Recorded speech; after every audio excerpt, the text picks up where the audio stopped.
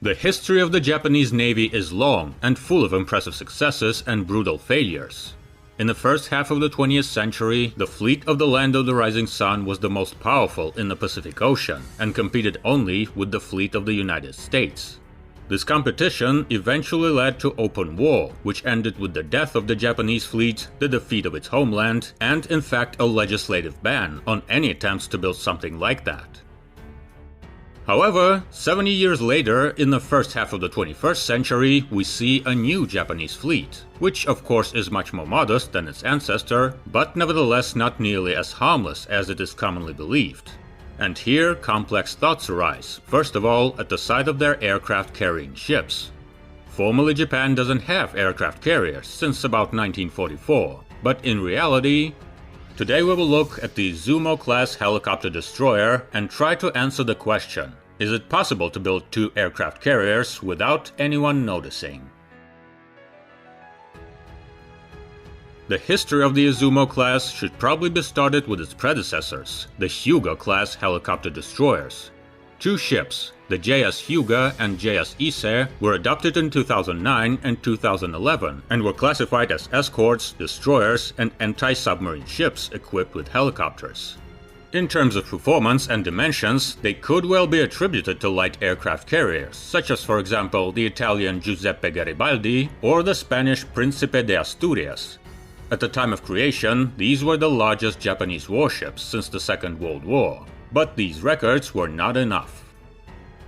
When the Hyuga-class ships were first built and put into service in 2009, Japan celebrated the 22nd anniversary of the Heisei era. This is the motto of the reign of Emperor Akihito, and not just the name of the era of movies about Godzilla. The Ministry of Defense honored this date with the official announcement of a new program for the creation of another series of helicopter destroyers, the Izumo class. It was announced that the new ships will be more advanced than the Hyuga, replace the old Shirane-class destroyers, and carry out the tasks already accepted for the fleet in border defense, anti-submarine warfare, and rescue operations. At first glance, it may seem that these are just slightly improved Hyuga ships, until you take a closer look at the characteristics. The length of Izumo is 248 meters, 814 feet, against 197 meters, 646 feet at the Hyuga. Total displacement is 27,000 tons, against 19,000 respectively. Having barely built the largest ships since World War II, the shipbuilders announced the creation of vessels 40% larger. Moreover, while the Hyuga can take on board 18 aircraft, Izumo can already accommodate 28. The construction contract was awarded to IHI Corporation, which built the Hyuga, and in 2012, the first ship was laid down at the Yokohama shipyard. It was soon announced that another ship would be built in this class. The lead ship, like the entire class, received the name Izumo in honor of one of the old provinces of Japan, the current Shimane Prefecture, and the Izumo cruiser from the times of the Russo-Japanese War. The second ship was named Kaga, in honor respectively of the province of Kaga, the current Ishikawa Prefecture. When mentioning the name Kaga, the Japanese officials always emphasized that the ship was named after the province and not as a successor to the names in the Navy. For an ally may be puzzled, the predecessor of the current destroyer Kaga was the Kaga aircraft carrier, which took part in the 1941 attack on Pearl Harbor. Curiously, the Izumo was launched in August 2012, half a year after the laying, and entered service in 2015. The Kaga, laid down at the end of 2013, entered service in 2017. Two fairly large aircraft-carrying ships have come all the way in give or take 3 years, a very impressive indicator of the performance of the Japanese industry. So, what did they build so quickly and effectively? Izumo is a fairly large ship, equipped with a solid flat deck and a large island superstructure on the starboard side. The deck has 5 marked areas arranged in a row, as well as 2 elevators connecting the ship's flight deck with a large hangar located below. This hangar is almost twice the size of the Hyuga hangar and can accommodate up to 28 aircraft, including helicopters and large tilt rotors, such as the V-22 Osprey. The ship is designed for a crew and air wing of up to 970 people, plus 500 Marines and up to 50 different vehicles weighing up to 3.5 tons. No tanks. They have everything they need: dining rooms, a hospital, living quarters, and so on. The power plant is represented by a combined complex consisting of 4 turbines connected in pairs to the shafts of 2 propellers. They are located on the lower decks, with exhaust gases going through the stacks of pipes, leading to the superstructure above the deck. The total capacity of the power plant reaches 134,000 horsepower, and the propellers run by them are capable of accelerating the ship to 30 knots. The ship's electronic complex is equipped with a wide range of instruments, sonars, and radar stations, including those equipped with phased array antennas. It is also not without serious protection, electronic warfare systems, and various jammers against both missiles and torpedoes. Moreover, almost all of this sophisticated equipment is made in Japan and at the same time is not inferior to the best world counterparts. Again, not bad for the guys who have very modest experience in creating such systems. Of course, electronics alone cannot protect the ship, so there are also more crude methods of defense.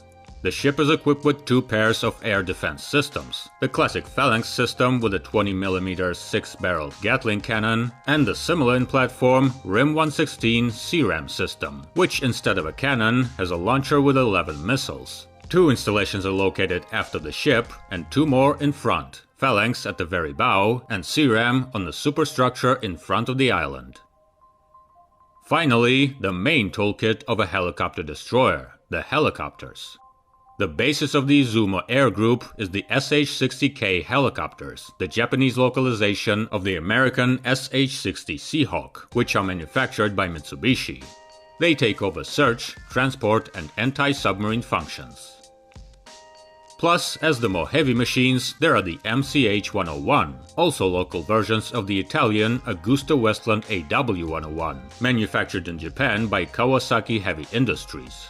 In addition to, again, transport and rescue functions, the MCH is engaged in the search and neutralization of minefields.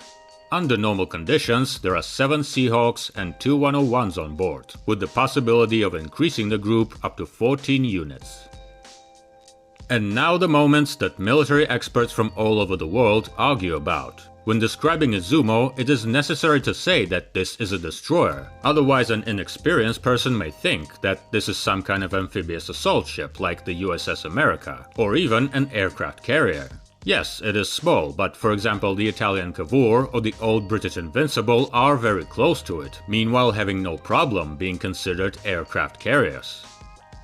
At the same time, there is always talk in military circles about the potential conversion of helicopter destroyers into full-fledged aircraft carriers. These theories are based not only in the external signs, but in the potential, which was clearly laid in the ships from the very beginning, and which so far has not been realized. First of all, this concerns the hangar, which with its very decent size, accommodates a strangely small number of vehicles. For example, the French assault ship Mistral, being much more compact, can carry a significantly larger group of helicopters.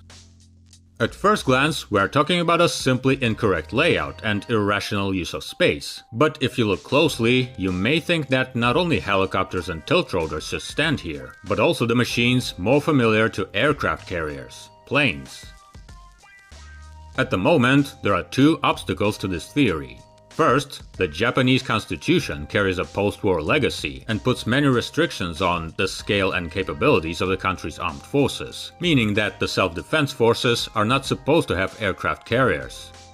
And second, for all its decent dimensions, Izumo doesn't have any arresting gears, no catapults, no springboards. The classic naval planes that we can see on many aircraft carriers are simply not capable of working here.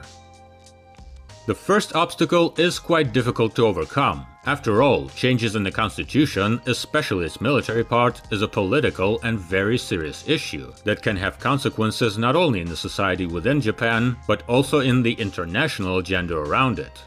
But nevertheless, attempts to make some adjustments to give the military more room to maneuver are being made more actively and often. The second obstacle: airplanes. Conventional sea-based fighters and attack aircraft such as the Fa-18 or Rafale-M cannot be used here. They require more space and aircraft carrier equipment, which would be too difficult to put on Izumo. The most optimal would be the use of aircraft with short or vertical takeoff and landing. Previously, this topic was not really discussed, because the only aircraft of this type that was actually used was the Harrier, which for all its legendary status is already pretty outdated. But now the situation has changed. The F-35B has appeared. The F-35 Lightning II is the latest 5th generation fighter jet created by Lockheed Martin and is already on the stage of serial production. In fact, it is a family of aircraft made up of 3 modifications: a base fighter, a naval fighter with a conventional configuration, and a short and vertical takeoff and landing fighter, the so-called STOVL. These fighters are plagued with many problems, however, it is difficult to ignore their potential. Japan already has several dozen F-35A base fighters and is waiting for more than 100 to be delivered, and nothing prevents them from ordering an additional batch of their F-35B modifications. And having received such aircraft and slightly modifying Izumo, the Japanese will be able to get 2 full-fledged aircraft carriers with fighters on board, for the first time since probably World War II. And that's it for this curious story. Izumo and Kaga may remain just large helicopter destroyers, or they may become the beginning of a new Japanese navy. We can only hope that this new fleet will not repeat the fate of its predecessor. What do you think? Do they have a chance to regain the title of a naval power, or is it all just playing with decks? Write your comments below.